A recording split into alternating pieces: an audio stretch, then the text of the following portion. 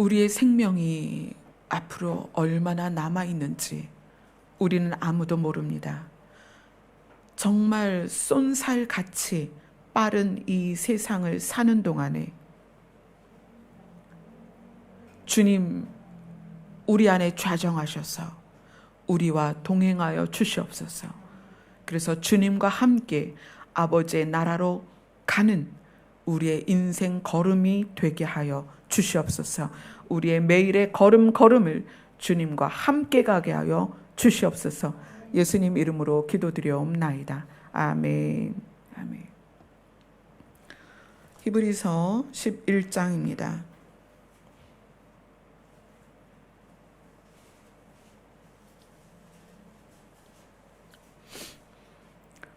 히브리서 11장 20절 한 절만 보겠습니다. 히브리서 11장 20절 같이 읽습니다. 시작. 믿음으로 이삭은 장차 있을 일에 대하여 야곱과 에서에게 축복하였으며. 그래서 오늘은 이삭의 믿음이라는 제목으로 우리가 지금 히브리서에 있는 믿음을 쭉 보고 있죠. 한 사람 한 사람에게 조명되어지는 믿음에 대한 분야가 또 부분이 참 많이 달라요. 오늘 우리가 나눠야 될 이 이삭의 믿음은 우리에게 적용되어져야 될 부분이 굉장히 큽니다. 이삭은 어떤 사람이었냐면 미래에 장차 있을 일에 대하여 야곱과 에속에게 축복하였다라는 것은 이삭이 축복할 수 있는 축복권을 상속받은 자라는 거예요. 그러니까 이삭은 축복의 통로가 됐다는 거예요.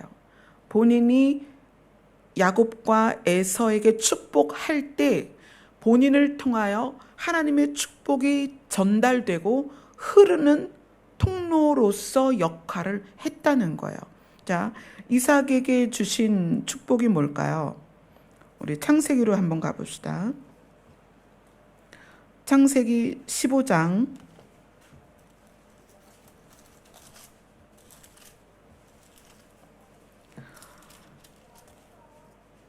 하나님께서는 아브라함에게 약속을 주셨습니다. 아주 놀라운 약속을 주셨어요.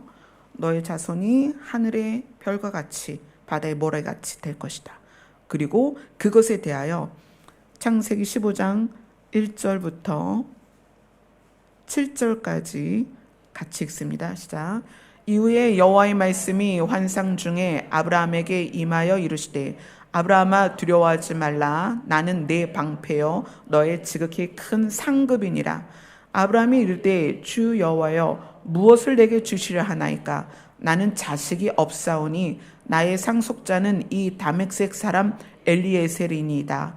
아브라함이 또 이르되 주께서 내게 씨를 주지 아니하셨으니 내 집에서 길린 자가 내 상속자가 될 것이니이다. 여호와의 말씀이 그에게 임하여 이르시되 그 사람이 내 상속자가 아니라 내 몸에서 날 자가 내 상속자가 되리라 하시고 그를 이끌고 밖으로 나가 이르시되 하늘을 우러러 무별을 셀 수 있나 보라. 또 그에게 이르시되 내 자손이 이와 같으리라. 아브라함이 여호와를 믿으니 여호와께서 이를 그의 의로 여기시고 또 그에게 이르시되 나는 이 땅을 내게 주어 소유를 삼게 하려고 너를 갈대아인 우르에서 이끌어낸 여호와니라. 아브라함이 하나님으로부터 복을 받았고 아브라함을 통로 삼아서 아브라함의 몸에서 난 씨에게 그것을 주겠다, 상속할 수 있게 하겠다라고 약속을 주셨습니다. 그것이 창세기 26장으로 가서 창세기 26장으로 갑니다.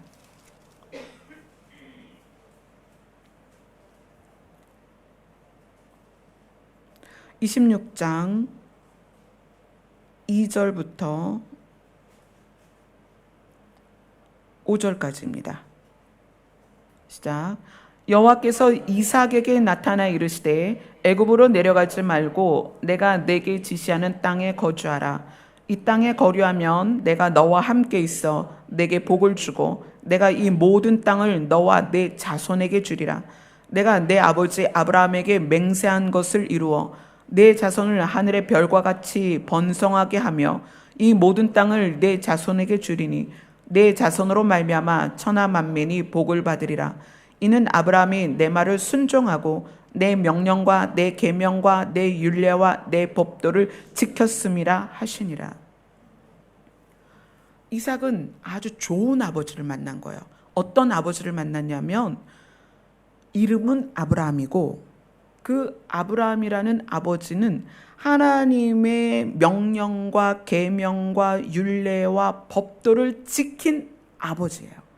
그 아버지에게서 길리운 이삭에게 하나님이 아브라함에게 주신 복을 그대로 내려주셨다는 거예요.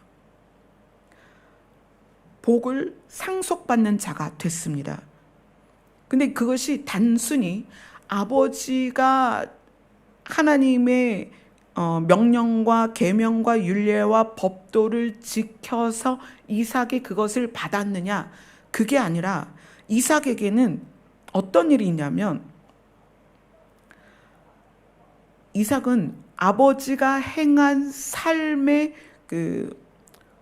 아브라함이 인생을 살면서 얼마나 많은 일이 있었겠어요. 그 많은 일들 중에 대표적인 일들을 성경에 적어놨는데 아버지가 산 대표적인 그 사건들을 아들이 똑같이 합니다.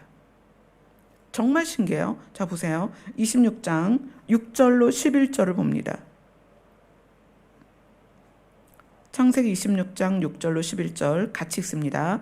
이삭이 그랄에 거주하였더니 그곳 사람들이 그의 아내에 대하여 물으매 그가 말하기를 그는 내 누이라 하였으니 리브가는 보기에 아름다움으로 그곳 백성이 리브가로 말미암아 자기를 죽일까 하여 그는 내 아내라 하기를 두려워함이었더라.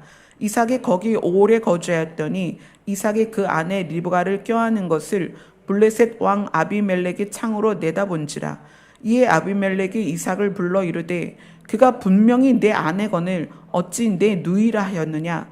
이삭이 그에게 대답하되 내 생각에 그로 말미암아 내가 죽게 될까 두려워하였음이로라.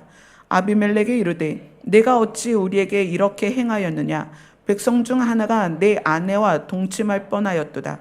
내가 죄를 우리에게 입혔으리라. 아비멜렉이 이에 모든 백성에게 명하여 이르되 이 사람이나 그의 아내를 범하는 자는 죽이리라 하였더라. 이 사건이 아브라함에게 동일하게 있었던 사건이죠. 근데 아버지가 어떤 사건을 겪었을 때 어떻게 대처했는지를 이삭이 그대로 봤다는 얘기예요. 그리고 어떻게 했어요? 붕어빵 아들이 된 거예요. 아빠가 한 대로 그렇게 한 거예요. 너무 신기하죠? 그리고 이제 두 번째 사건이 나옵니다. 26장 12절부터 18절까지입니다. 두 번째 사건입니다. 시작. 이삭이 그 땅에서 농사하여 그 해에 100배나 얻었고 여호와께서 복을 주심으로 그 사람이 창대하고 왕성하여 마침내 거부가 되어 양과 소가 떼를 이루고 종이 심이 많으므로 블레셋 사람이 그를 시기하여 그 아버지 아브라함 때에 그 아버지의 종들이 판 모든 우물을 막고 흙으로 메웠더라. 아비멜렉이 이삭에게 이르되 내가 우리보다 크게 강성한즉 우리를 떠나라. 이삭이 그곳을 떠나 그랄 골짜기에 장막을 치고 거기 거류하며 그 아버지 아브라함 때 팠던 우물들을 다시 팠으니 이는 아브라함이 죽은 후에 블레셋 사람이 그 우물을 메웠음이라. 이삭이 그 우물들의 이름을 그의 아버지가 부르던 이름으로 불렀더라. 그리고 나서 22절에 보면 이삭이 거기서 옮겨 다른 우물을 팠더니 그들이 다투지 아니하였으므로 그랄 목자들, 그랄 땅의 목자들과 이삭의 목자들이 뭐 때문에 분쟁이 생기냐면 우물 때문에 분쟁이 생기는 거예요. 양떼에게 물을 먹여야 되니까 땅을 파서 우물이 나게 했는데 그것을 실제 그 땅의 거주자인 그랄 사람들이 자꾸 우물을 뺏어가는 거예요. 그래서 거기서 분쟁이 생기는데 이삭은 어떻게 하냐면 다른 곳으로 옮기는 거예요. 그리고 어떻게 해요? 다투지 않습니다. 근데 그게 아브라함이 그렇게 하죠. 아브라함은 어떻게 했냐면 창세기 21장 보세요.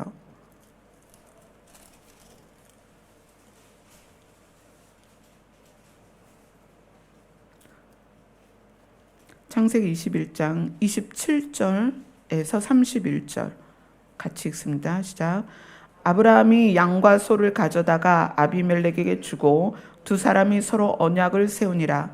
아브라함이 7 암양 새끼를 따로 놓으니 아비멜렉이 아브라함에게 이르되 이 7 암양 새끼를 따로 놓으면 어찌미냐. 아브라함이 이르되 너는 내 손에서 이 암양 새끼 7을 받아 내가 이 우물 판 증거를 삼으라 하고 두 사람이 거기서 서로 맹세하였으므로 그곳을 부엘세바라 이름하였더라. 아비멜렉에 속한 종들이 아브라함의 우물을 빼앗았다라고 25절에 나와요. 25절에 아브라함의 우물을 빼앗았다. 그런데 아브라함은 그 일에 대하여 아비멜렉에게 이야기하고 나서 내가 너에게 팔았다라고 해버린 거예요. 빼앗긴 거잖아요. 빼앗긴 것을 내가 너에게 팔았다라고 양새끼 7마리로 증거를 삼는 거예요. 더 이상 우리 싸우지 말자. 너가 빼앗은 거로 되면 우리는 계속 불편한 사이니까 내가 너에게 판 거야. 이렇게 어떻게 한 거예요? 서로 불편하지 않도록 분쟁을 피했다는 거예요. 그것을 이삭이 자기 삶에서 똑같이 합니다. 똑같이. 참 신기하죠?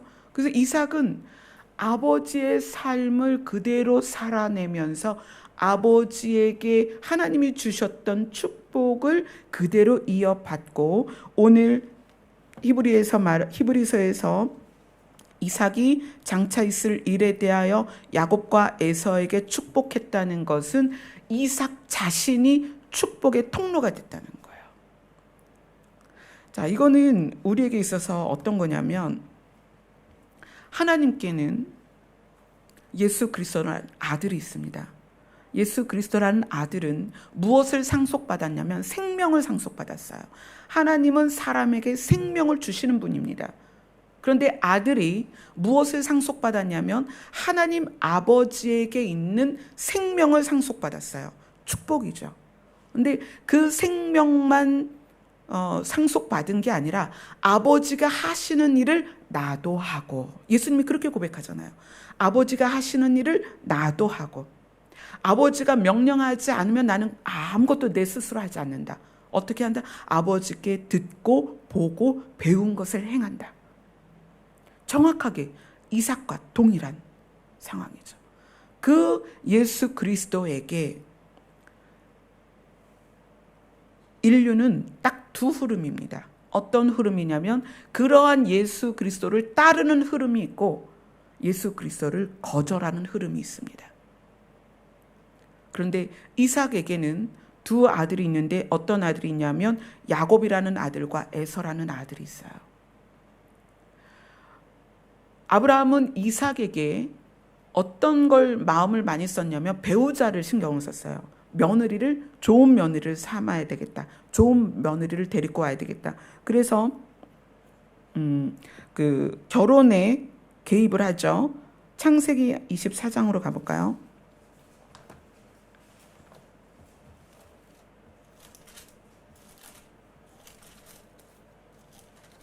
창세기 24장 1절로 4절.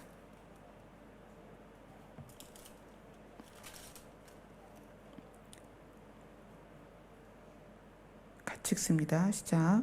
아브라함이 나이가 많아 늙었고 여호와께서 그에게 범사의 복을 주셨더라. 아브라함이 자기 집 모든 소유를 맡은 늙은 종에게 이르되 청하건대 내 허벅지 밑에 내 손을 넣으라.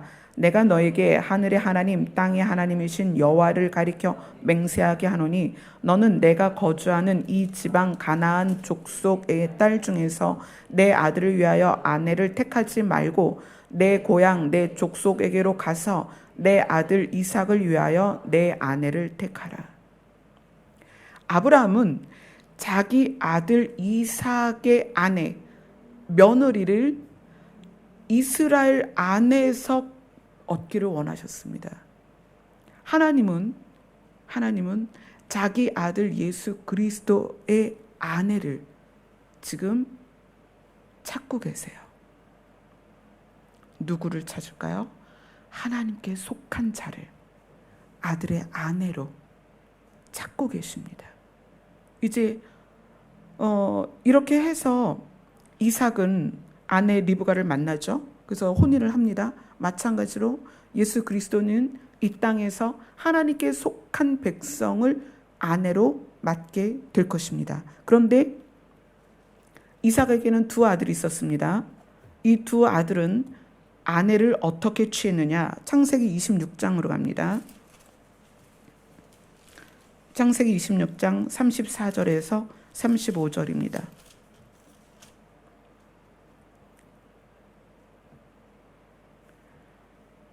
같이 읽습니다. 시작. 에서가 40세에 헷 족속 부에리의 딸 유딧과 헷 족속 엘론의 딸 바스맛을 아내로 맞이하였더니 그들이 이삭과 리브가의 마음에 근심이 되었더라. 이삭에게 두 아들이 있었는데 한 아들이 이방 여인을 아내로 맞아버린 거예요. 이방 여인을. 그러면 야곱은 어떠했을까요? 창세기 28장으로 갑니다. 창세기 28장 1절로 5절입니다. 같이 읽습니다.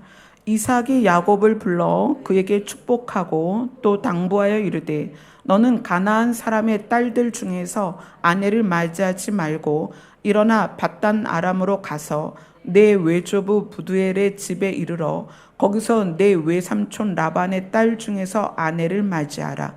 전능하신 하나님이 내게 복을 주시어 내가 생육하고 번성하게 하여 내가 여러 족속을 이루게 하시고 아브라함에게 허락하신 복을 내게 주시되 너와 함께한 내 자손에게도 주사 하나님이 아브라함에게 주신 땅 곧 내가 거류하는 땅을 내가 차지하게 하시기를 원하노라. 이에 이삭이 야곱을 보내매 그가 밧단 아람으로 가서 라반에게 이르렀으니 라반은 아람 사람 부두엘의 아들이요 야곱의 어머니 리브가의 오라비더라. 야곱은 아버지의 뜻대로 밧단 아람으로 갑니다. 그리고 삼촌 라반에게 있는 두 딸을 아내로 맞이하죠. 하나님이 우리에게 원하시는 것은 하늘의 것을 상속하는 것입니다. 하늘의 것을 상속하되 그 상속의 내용이 뭐냐면 생명이에요. 하나님은 우리가 이삭처럼 아버지 아브라함의 삶을 본받고 하나님의 명령과 율례와 계명을 지켜서 아버지의 삶을 그대로 복사한 것처럼 살아내기를 원하시는 거예요. 우리 아버지가 누구예요? 하나님이시잖아요. 우리가 하나님의 뜻을 깨닫고 하나님의 뜻대로 살고 우리가 아버지 하나님의 마음을 기쁘게 해드리는 이삭처럼 우리가 아버지 하나님의 원하심대로 산다면 우리는 그대로 축복의 통로가 될 것입니다. 우리가 누구와 짝하고 있는지 보세요. 그렇게 축복의 통로가 됐던 이삭에게 두 아들이 있었는데 그 두 아들이 야곱과 에서는 전혀 다른 대상을 짝으로 맞이합니다. 에서는 이방 여인을 아내로 삼고 야곱은 이스라엘 민족 안에서 아내를 구합니다. 우리는 이 땅에서 살면서 이삭도 될 수 있고 야곱도 될 수 있고 에서도 될 수 있어요. 저는 기왕이면 여러분이 이삭같이 온전히 축복의 통로가 되었으면 좋겠습니다. 아멘. 그러나 우리가 그런 온전한 통로가 되지 못하면 우리는 늘 선택의 기로에서 고민을 하게 됩니다. 에서처럼 이방 여인을 선택할 것이냐, 야곱처럼 이스라엘 민족 안에서 아내를 선택할 것이냐? 아버지를 기쁘게 할 것이냐? 아버지를 근심하게 할 것이냐? 아버지가 원하는 길을 갈 것이냐? 내가 원하는 길을 갈 것이냐? 오늘 이삭의 믿음은 어떻게 그 아버지의 삶을 그대로 살아낼 수 있을까? 아버지를 주목하여 본 거예요. 아버지의 성품을 보았고 아버지의 삶의 방식을 보았다는 거예요. 아버지 마음의 핵심을 봤다는 거예요. 여러분이 살려면 아버지를 보세요. 여러분의 아버지가 누구예요? 하나님이십니다. 하나님이 무엇을 기뻐하시는지, 하나님이 무엇을 소원하시는지, 하나님이 우리에게 주시고자 하는 것이 무엇인지, 우리가 하나님의 마음의 핵심을 볼 줄 알아야 된다는 거예요. 이삭 입장에서 그 삶이 평탄했나요? 아니에요. 아버지가 이삭을 죽이려고도 했단 말이에요. 그것이 평생의 상처로도 남을 수 있는 거거든요. 그렇지 않겠어요? 아버지가 자기 죽이려고 데리고 가서 어떻게 했어요? 묶어가지고 칼로 찌르려고 했잖아요. 얼마나 생생하게 기억이 나겠어요. 그러나 그것조차도 이삭은 은혜로 받아들여서 그것이 축복의 통로가 되는 자양분이 됐다는 거예요.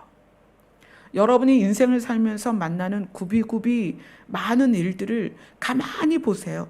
나는 그 안에서 어떤 은혜를 받았는가? 하나님은 왜 그 길로 나를 인도하셨는가? 최종적으로 하나님이 나에게 주시려고 하는 게 무엇인가? 아버지의 마음을 보세요. 아까 찬양하면서 두 가지 사건을 말씀드렸죠. 그 두 가지 사건이 있을 수밖에 없다면 하나님은 그 사건 안에서 어떻게 하기를 원하시냐면 그들에게 생명을 주시기를 원하는 거예요. 아버지의 뜻을 깨닫기를 원하시는 거예요. 아버지의 사랑을 보기를 원하시는 거예요. 오늘 이삭이 야곱이라는 아들과 에서라는 아들을 한날 한시에 동시에 얻었습니다. 둘이 쌍둥이였으니까. 근데 그들의 삶은 너무나 달랐어요. 이삭 자신은 아버지로부터 축복의 통로가 되어서 그 축복을 고스란히 받았는데 아들들은 그렇지 않았습니다. 저는 여러분이 이삭처럼 온전히 아버지가 주시고자 하는 생명의 통로가 되셨으면 좋겠어요. 그래서 여러분을 통하여 여러분의 가족과 여러분의 친지와 여러분의 친척들이 그 생명을 흐름을 받는 그런 통로가 되었으면 좋겠습니다. 이삭을 보세요. 얼마나 아버지를 주목하여 봤는지, 얼마나 아버지의 삶을 그대로 살아갔는지. 지금 이 시대에 여러분이 주목할 것은 여러분의 아버지입니다. 아버지를 눈여겨서 주목하여 묵상하세요. 그래야 여러분이 생명의 축복을 받습니다. 아멘, 아멘. 기도하겠습니다.